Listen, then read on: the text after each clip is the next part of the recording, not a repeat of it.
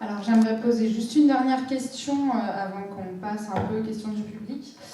Simplement sur la correctionnalisation, on en a parlé un petit peu tout à l'heure avec vous, maître. J'aurais voulu savoir quels sont les effets de cette correctionnalisation, autant sur la victime que sur l'auteur, et sur la peine surtout que va avoir l'auteur et la qualification pénale. Alors, est-ce que vous savez ce que c'est que la correctionnalisation ou pas? Non, pas trop. Il y a une faculté qui est donnée au juge d'instruction à la fin d'une instruction, c'est de proposer à la victime de ne pas aller aux assises et de transformer l'incrimination de viol en incrimination d'agression sexuelle. C'est-à-dire que au lieu d'être jugé par une cour d'assises avec un jury populaire, l'auteur présumé est jugé par un tribunal correctionnel qui est composé de 3 magistrats professionnels. Personnellement, moi je suis contre. Je suis contre la correctionnalisation parce que, d'abord parce que les assises, alors les experts médicaux, ils pestent après les assises parce qu'ils perdent beaucoup de temps, parce que les avocats les maltraitent et leur posent des tas de questions.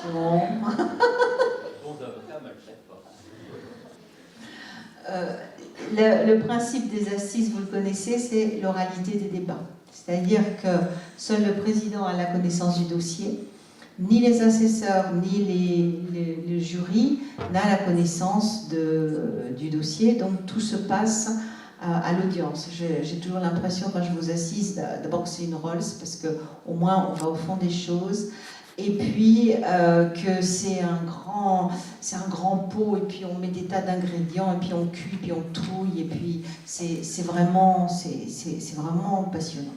L'argument pour la correctionnalisation, c'est de dire à la victime, vous n'aurez pas besoin de parler beaucoup, les magistrats professionnels, ils savent de quoi il s'agit, ça ira plus vite. Bon.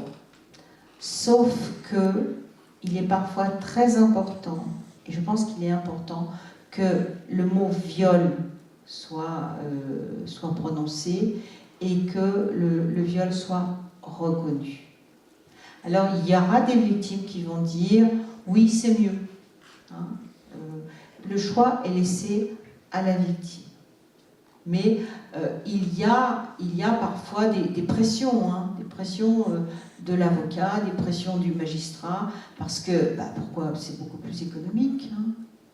Un procès d'assises, c'est des gens qui viennent, des jurés qu'on va tirer au sort, qui ne vont pas travailler, des témoins qu'il va falloir payer, des experts. Alors maintenant, on favorise beaucoup la visioconférence, mais quand même, économie. Alors moi, je vois ça comme ça. Maintenant, si une des clientes me dit maître, je préfère qu'on aille au tribunal correctionnel, je respecterai sa volonté. Mais je pense que ce n'est pas à un juge d'imposer ça. Et je peux parler de mon expérience. Hein, récemment, l'année dernière, j'ai dû défendre une jeune femme handicapée mentale qui s'était fait violer. Et le juge a réellement fait le forcing pour qu'on aille en correctionnel. Mais elle me disait, mais moi j'ai été violée. C'était pénétration digitale. Alors, c'est un viol, hein, si vous regardez les textes, c'est un viol. Elle me disait, mais il m'a violée. Et l'autre disait, ben oui, moi j'ai arrêté à temps. Hein. Pas aller jusqu'au bout. Repentir actif, ça vous parle, les pénalistes. Eh bien, l'avocat général, comme mesure de rétorsion, sans doute à mon égard, a requis 5 ans de 5 ans avec sursis. C'est-à-dire peut-être moins que ce que cette personne aurait eu comme sanction devant un tribunal correctionnel. Alors la difficulté pour l'avocat, c'est de se dire, est-ce que en portant la parole de ma cliente, parce que j'ai porté sa parole, ce n'était pas ma volonté, en portant la parole de ma cliente, est-ce que je ne risque pas de lui nuire? Mais ça a été un procès épouvantable parce que c'était le mien, le procès, quelque part. Bon, la Cour a condamné à 5 ans, dont 1 an ferme. Il a fait quelques semaines, mais pour elle, c'était très important que on dise que ça méritait la prison, ce qu'il avait fait. Et on parlait tout à l'heure des réactions. C'était une jeune femme qui avait des gros problèmes. Elle était en ESAT. Eh bien, quand elle était dans la rue, elle se retournait tout le temps et elle voyait son agresseur.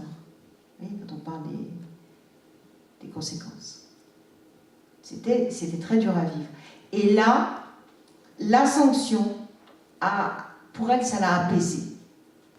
Mais par contre, je suis déjà sortie d'une salle d'assises avec un père condamné à 18 ans. C'était il y a une dizaine d'années. 18 ans, vous vous rendez compte, 18 ans, il y a des gens qui, pour des assassinats, prennent moins. Et où la jeune femme m'a dit, mais il a pris que ça, mais il a foutu ma vie en l'air. Vous voyez, est-ce qu'un procès répare? J'en sais rien. Je pense qu'effectivement, c'est une première étape. Mais voilà, chaque cas est différent. Je voulais juste rajouter un petit quelque chose sur MeToo. C'est important peut-être de noter de ne pas opposer les hommes et les femmes dans ces affaires de MeToo, parce qu'on est quand même dans une humanité. J'ai beaucoup de plaisir à être avec les femmes, j'ai aussi beaucoup de plaisir à être avec les hommes. Et donc j'ai l'impression que ces phénomènes de réseaux sociaux ont complètement opposé les hommes et les femmes, et je trouve que c'est vraiment terrifiant. Et ce qu'il faut savoir, c'est que quand même les violences sexuelles, ce ne sont pas uniquement une représentation des agresseurs, des hommes contre des femmes, mais c'est surtout des hommes et des femmes à part égale, 50-50 sur des enfants. Ne l'oubliez pas.